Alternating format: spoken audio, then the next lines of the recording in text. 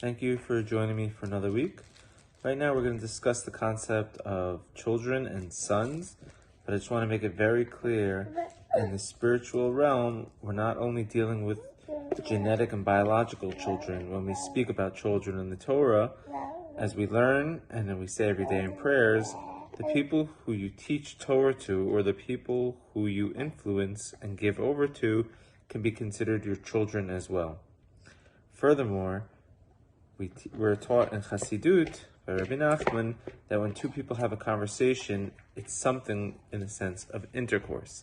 When someone is teaching someone Torah, the words of Torah is like the seed. The brain of the other human receiving that information is like the womb. The seeds will sit in that womb, and then when that person acts upon the information that they were taught, then it's like a child. So you may have many children in the world you don't know about if you've taught people things and if they've implemented those things. So just a reminder, when we're going to speak about children right now, if you don't have any children, or if your children aren't the children we're speaking about, you don't have to have a mental health issue about it. It's all good. Just teach people some information. Walk around with a little Tanya and find someone who doesn't know Torah and teach it to them. So let's get it. Thank you.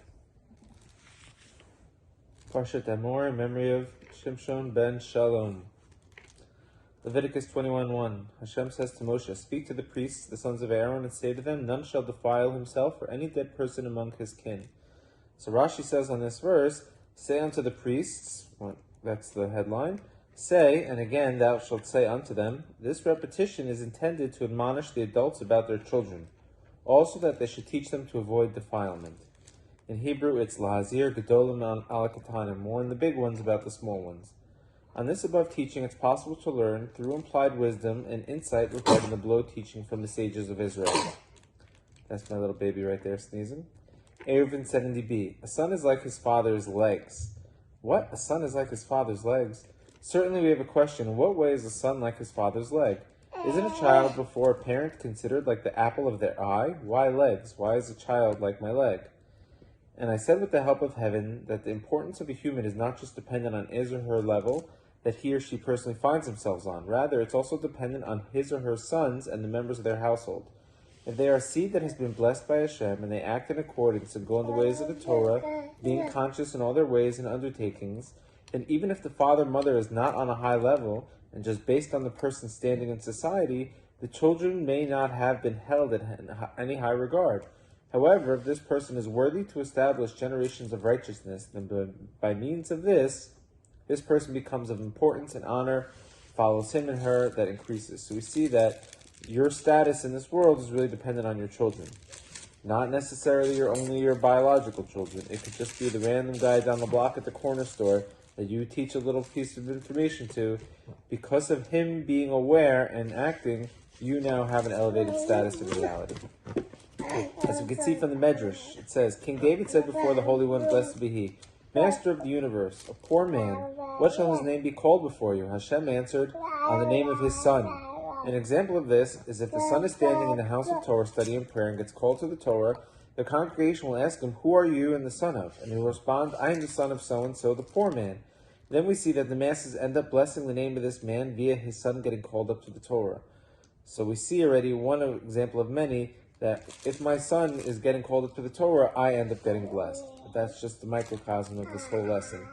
And in the same light, it's the opposite for someone who has a child who does not act in accordance, God forbid, then even if the mother and father are righteous and scholars and of importance, nonetheless, that lacking will affect them as well. And the actions of the child will blemish the importance and greatness they are viewed at the eyes of humanity, who say, look at this child they raised. And based on this, there is to say that is hinted to in the words of our sages when they said a son is like the legs of a father. As the physical size of a man depends on his legs. He has very long legs, he's a tall man. He has short legs, a small man. And our sages of blessed memory wanted to hint to us in this light, it is the same with humans' worth. That their offspring is their legs. Their children act as a measuring rod for them. That if a person is worthy to establish righteous generations, then by means of this, he or she becomes of value and honor, and greatness follows him or her. And when the children don't act in a proper manner, God forbid, then this lacking affects the parents as well in regards to their honor and status amongst humanity. And with this, it's possible to explain the words of Rashi when he says to warn the elders regarding the young.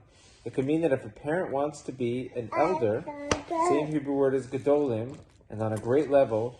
Then on the young, katanim, that be gedolim on the katanim, then they must realize to get there, it's on the young to achieve that. That means to say that if someone hustles to educate their children in the path of righteousness and guard the ways of the straight, then so too the parents become worthy to become great and important. Amen.